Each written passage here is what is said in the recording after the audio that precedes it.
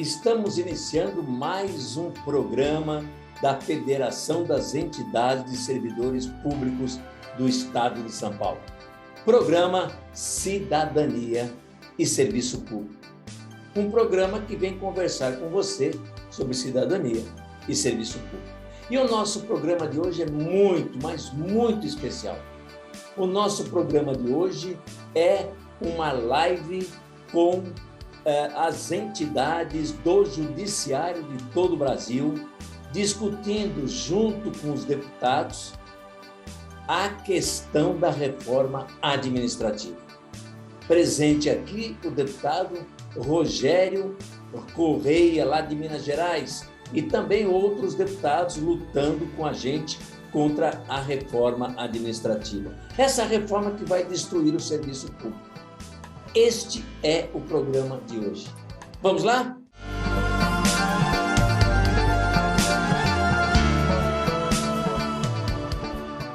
Hoje nós estamos aqui com um evento muito importante que é para debater os impactos da PEC 32, da chamada reforma administrativa, no sistema de justiça. Como que ela pode impactar nos servidores da justiça, nos servidores do Ministério Público, no sistema de justiça em si, na tramitação processual, se ela pode prejudicar ou não, e principalmente qual será o impacto da reforma na vida das pessoas. Porque aqui, para além de debater a questão da precarização das relações de trabalho, que ela traz de mão cheia, mas é debater os impactos na vida das pessoas. Porque eu acho que as leis, elas têm que ser construídas para melhorar a vida das pessoas. E o que a gente vai debater é exatamente isso. Será que a PEC 32 melhora a vida das pessoas? As pessoas que vão buscar o sistema de justiça? O tema nosso é esta reforma administrativa ou deforma administrativa. Eu achei ontem, Eduardo, muito interessante, depois vocês vão ter oportunidade de ler, a justificativa do voto do relator Arthur Maia. E na justificativa do voto, ele diz que a PEC, do jeito que estava, claro que ele não fala em relação ao substitutivo, que ele tem outra visão, foi ele que fez e defende o substitutivo. Mas a PEC enviada pelo governo Bolsonaro e por Paulo Guedes, ele diz claramente que ela visava desconstruir todo o procedimento de serviço público que estava na Constituição de 88. Então, o próprio relator confessa que o que tinha na PEC era a desconstrução, a destruição do serviço público, que é o que nós viemos falando durante todo o debate. Durante todo esse período que essa PEC tramita, o que nós falamos? E isso é a destruição do serviço público, é a privatização, a precarização do serviço público brasileiro e a ampliação da terceirização através de modelos agora privatizantes claros, que estão especialmente no artigo 37A, que eles estão incluindo na Constituição.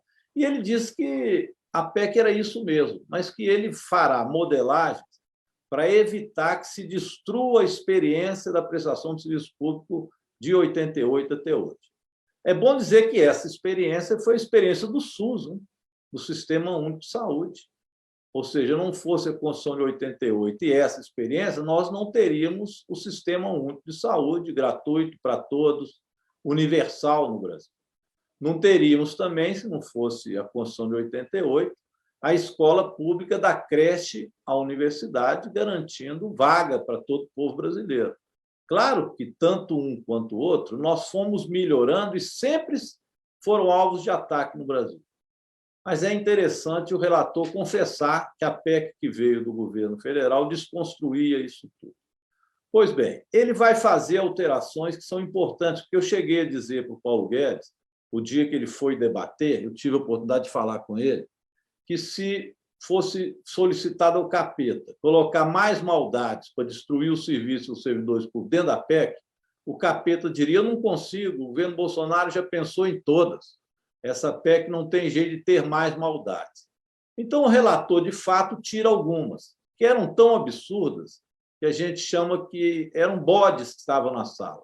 Tipo vínculo de experiência, onde você faz concurso público, que seriam apenas em atividades típicas, e mesmo aqueles que passam no concurso vão ficar num vínculo de experiência e apenas um pedaço desse será admitido. Então, isso é tão absurdo, cria tanta confusão, até mesmo entre os poucos concursos públicos que nós teríamos, que ele retirou, por exemplo, isso. Retirou também a palavra assessoramento e liderança, que pretendia substituir o que hoje são os cargos de confiança dos próprios servidores públicos para apadrinhados políticos. Retirou também decreto do presidente, do prefeito, do governador, que poderiam extinguir órgãos, instituições, autarquias, porque também isso era nitidamente inconstitucional. E voltou atrás na questão de não terminar com a estabilidade no serviço público. Terminar com a estabilidade do servidor é terminar com a estabilidade no serviço público e liquidar, portanto, a concepção do serviço público. Então, em algumas coisas, ele fez uma limpeza, vamos dizer assim, nas maldades que estavam postas. Mas veja bem, pessoal, naquilo que é a essência da PEC, infelizmente se manteve no relatório. E, por isso, nós precisamos, Eduardo, manter, como os sindicatos têm feito e as centrais sindicais, a luta para que a gente possa derrubar essa proposta de emenda constitucional e derrotá-la na íntegra, porque o relatório atual não serve também ao serviço público. A primeira pergunta que a gente tem que fazer é o seguinte: nós vamos elaborar uma nova Constituição para melhorar o serviço público? O que tem nesta PEC ou neste relatório que melhora o serviço público? Eu digo, eu não vi nada que melhore. Ali só existe restrições ao servidor e restrições à prestação de serviço público. Então, embora tenha melhorado, não fez com que ali nós fizéssemos um novo modelo constitucional que viesse a melhorar e a prestar melhores serviços ao povo brasileiro. Então, eu queria, então, dizer claramente isso. Faço aqui um parênteses para dizer o seguinte: ontem o Senado nos deu uma grande vitória, derrubou a MP 1045, que é aquela que se prestou ao papel de fazer uma mini-reforma trabalhista sem o menor debate nas casas parlamentares, especialmente na Câmara. Não houve uma reunião com sindicatos e com entidades, e ali estabeleceram uma mini-reforma trabalhista de péssimo conteúdo, onde colocava jovens trabalhando como escravos e também os trabalhadores com mais de 55 anos, e eles iriam substituir trabalhadores com direito por jovens e idosos sem direitos. Então, uma etapa de escravização no Brasil a partir do desemprego e da miséria. E o Senado derrubou isso ontem. Isso é um recado de que essa PEC 32 ela pode ser derrubada, tanto na Câmara quanto no Senado. Eu acho que é o recado que nós temos que ter. Eu termino dizendo o seguinte: por que a alma desta PEC se manteve? Ela se manteve porque amplia-se a não prestação do serviço público e cria-se a hipótese clara da privatização que está no artigo 37A.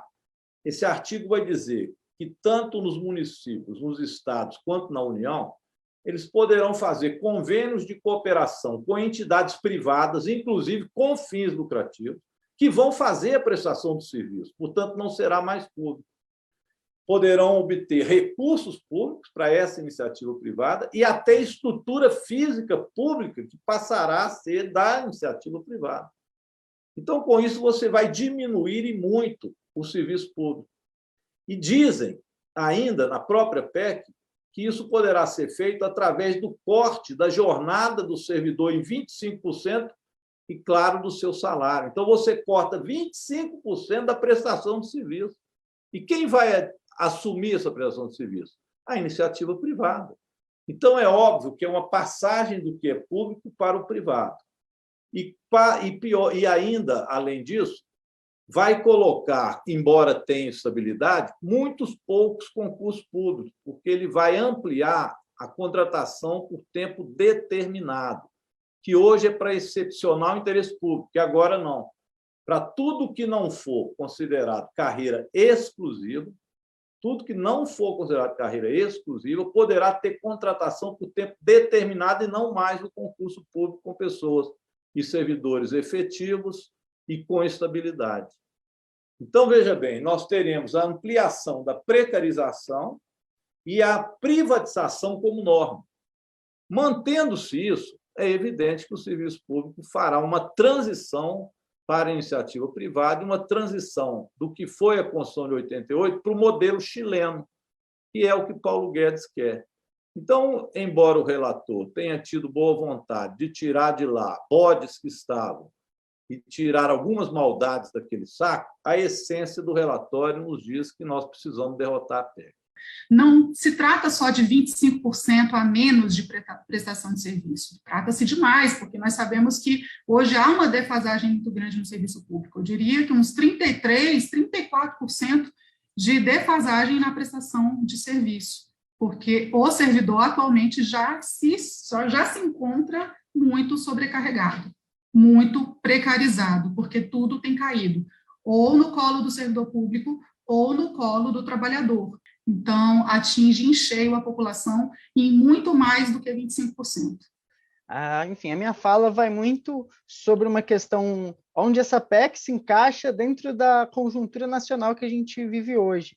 E foi uma das razões que, quando estive em Brasília, no gabinete do deputado Rogério Correia, foi das solicitações e dos pedidos para que houvesse um debate como esse, para que a gente conseguisse distinguir o que está ali por trás da reforma administrativa, nas sutilezas. Em especial, hoje é notório que, para a pessoa mais simples, para a pessoa mais letrada, numa seguinte questão, a disputa institucional entre o Poder Executivo e o Poder Judiciário. E quando se coloca uma reforma administrativa em que retira estabilidade, retira a segurança de trabalho e autonomia de trabalho que os servidores públicos, que muitas das vezes, pelo senso comum geral, a responsabilidade sobre o mau serviço público, que é sistemática, que é institucional, que está atrelado principalmente a uma elite privilegiada do setor público, e aí a gente está falando das altas classes da magistratura, sim, que a gente tem que... necessita haver uma crítica, por exemplo, aqueles desembargadores que ultrapassam e muito os limites razoáveis de um processo, do tempo de um processo legal.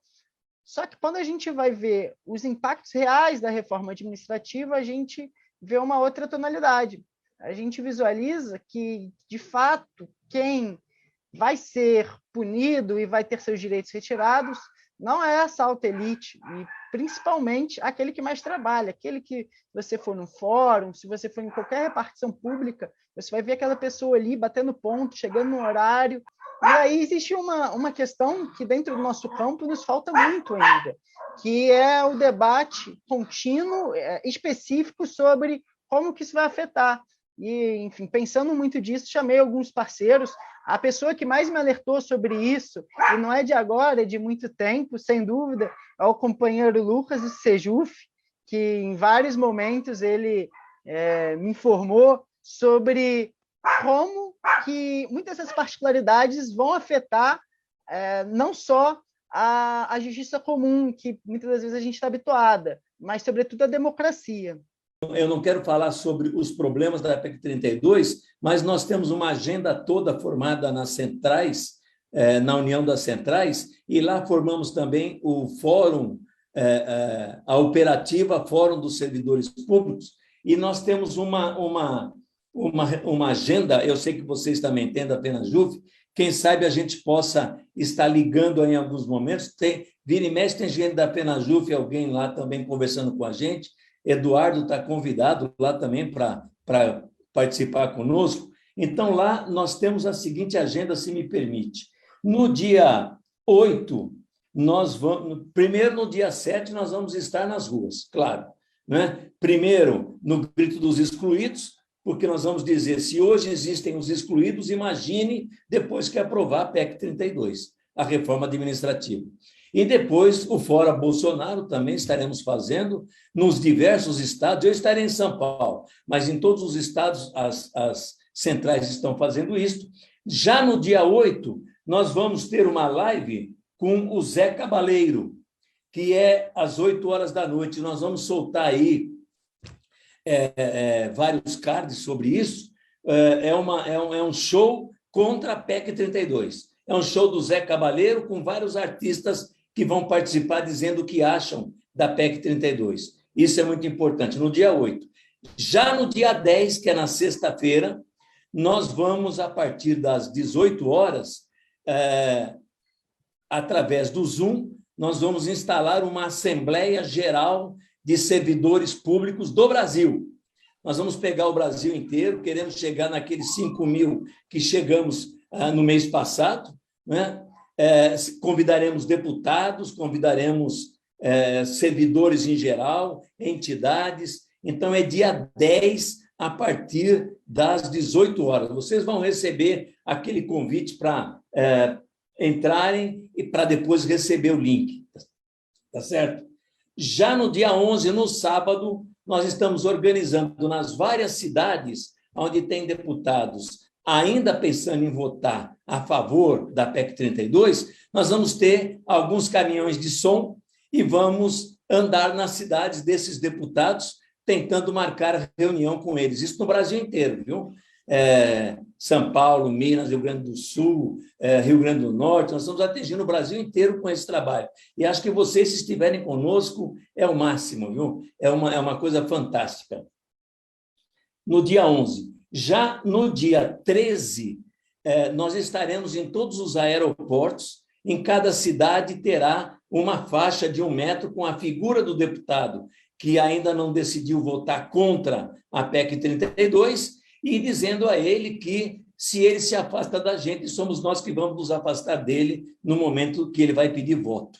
Então, nós estaremos em todos os aeroportos, na noite, na tarde e noite do dia 13, e na manhã do dia 14 também, e na manhã do dia 14 também no aeroporto de Brasília. Nós estaremos lá, são faixas de 1 metro, então basta uma pessoa para segurar, com a foto de todos aqueles deputados que ainda estão indecisos ou que falam que vão votar favorável à PEC 32. E no dia 14, na parte da tarde, vamos fazer uma manifestação enorme lá em Brasília. Estamos chamando todos os estados que têm possibilidade de ir. A gente sabe que a dificuldade de ir de ônibus nesse momento de pandemia é muito complicado, mas nós já estamos unindo as entidades de Brasília, de Goiânia, de Minas, que é a cidade, que é o estado do deputado Rogério, que é mais perto de Brasília, e chamando lideranças para ir para Brasília, entendeu? Estarei lá no dia 14, 15 e 16. Nesses 3 dias estaremos lá em movimento e tentando falar com deputados, tentando falar com lideranças, né? Esse é o calendário e gostaria muito de estarmos juntos nesse calendário. Acho que o momento é esse. O momento é tentar barrar já na especial, e alguns acham que está difícil, outros acham que é possível. Eu estou na linha dos que acham que é possível. E já ouvi o deputado Rogério falar também que existe essa possibilidade. Então, vamos lutar. Se passar, nós vamos para o plenário. Mas por que não tentar segurar na especial, tá certo? E essa questão da PEC 32 é muito importante. Quando se coloca que que se tirou do projeto a questão da estabilidade, isso aí é para enganar quem quiser acreditar nisso. Não existe, como você fala, que andar sob o fio da navalha pode ter alguma estabilidade. Como é que se pode falar em estabilidade se você admite a contratação por processo simplificado de seleção, contratação temporária com o setor privado, com lucro dentro do setor público, usando a estrutura do setor público e usando a mão de obra do setor público?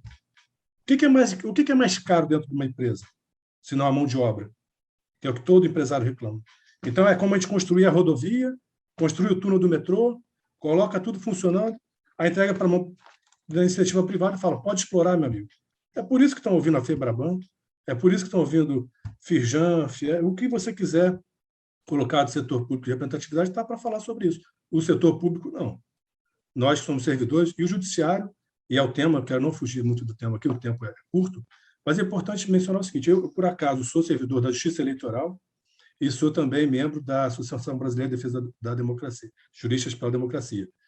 A questão da defesa da democracia, que o Thales até mencionou, é que é preciso a gente entender que se você tem esse formato onde o servidor está sob o jugo dos mandos e desmandos daquele que foi nomeado politicamente, que vai poder analisar ele, sabe-se lá sob quais critérios, para demitir esse servidor. Quer dizer, fala-se estabilidade, mas esse servidor pode ser demitido com uma avaliação que está muito cinzenta, a gente não consegue entender direito como se daria. Esse servidor vai estar submetido a assédio moral, assédio sexual, pressão política. Isso abre a porta lá dentro da Justiça Eleitoral, por exemplo, ao retorno, né? Já que vai ter a prática da rachadinha institucionalizada, o cabide de emprego, vai ser o retorno do quê? Do voto de cabresto, da pressão política para a corrupção. Essa é a linguagem que a gente tem comunicado com a população. Nós tocamos, pelo CISEJUF, a campanha hashtag Vai Piorar, quem quiser e puder acessar o vaipiorar.com.br, ali você consegue, a gente tem uns vídeos agora sendo publicados muito importantes.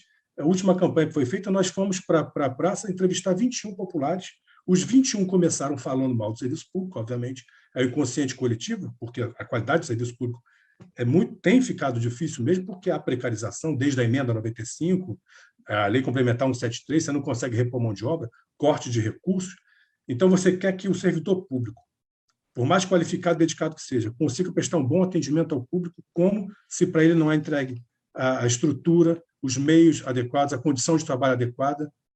E aí você vai ter uma avaliação do atendido. A pessoa vai lá, você diz para ele, não tem estrutura, não tem nada. Ele vai avaliar como é que vai ser essa avaliação popular.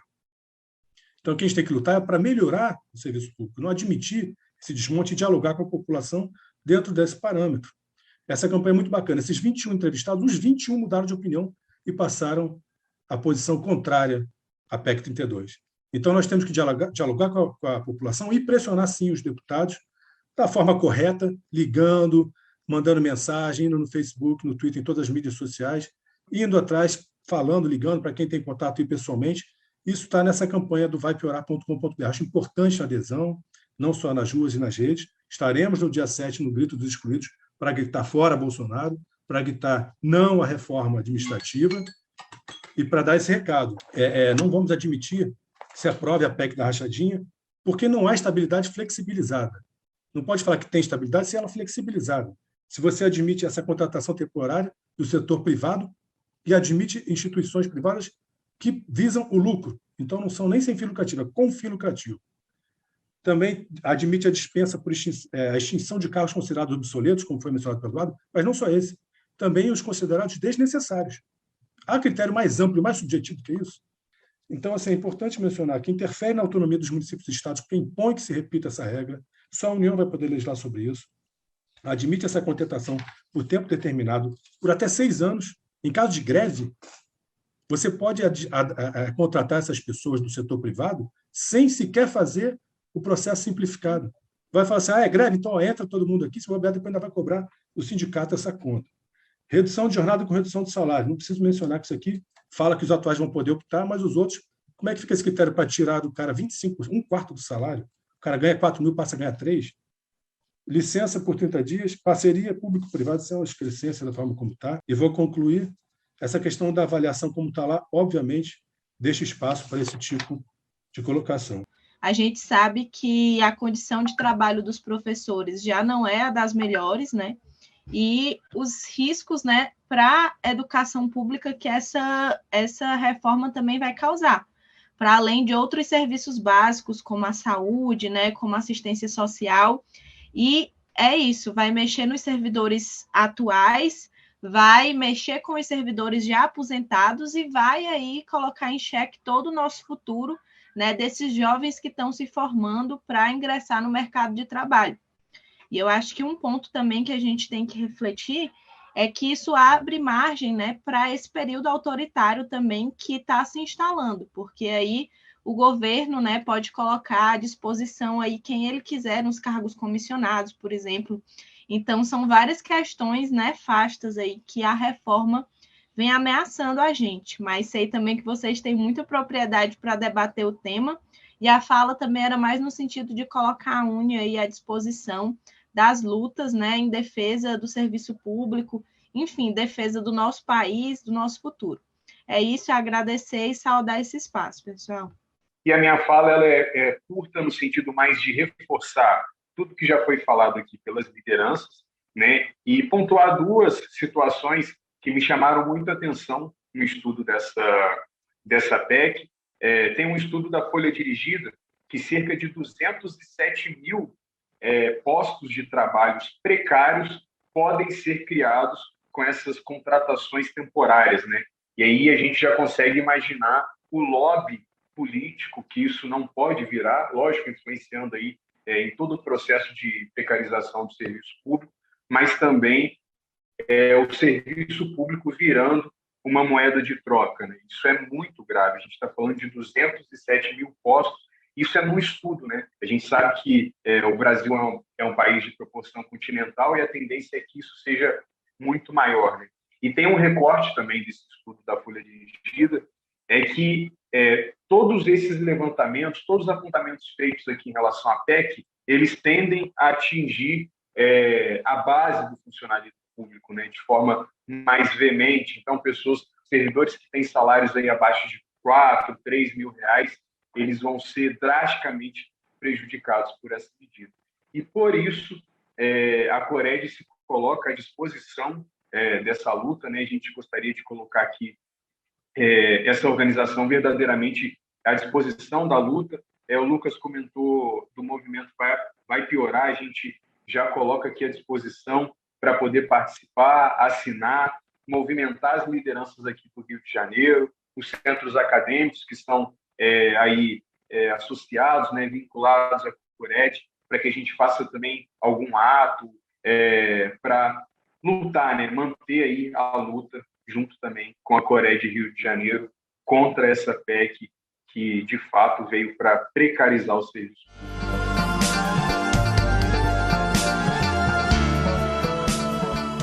Chegamos ao fim de mais um programa Cidadania e Serviço Público, uma produção da Federação das Entidades de Servidores Públicos do Estado de São Paulo, FESPESP, que sempre está aqui para discutir com você, servidor, com você, cidadão, cidadania e serviço público. E até o nosso próximo programa.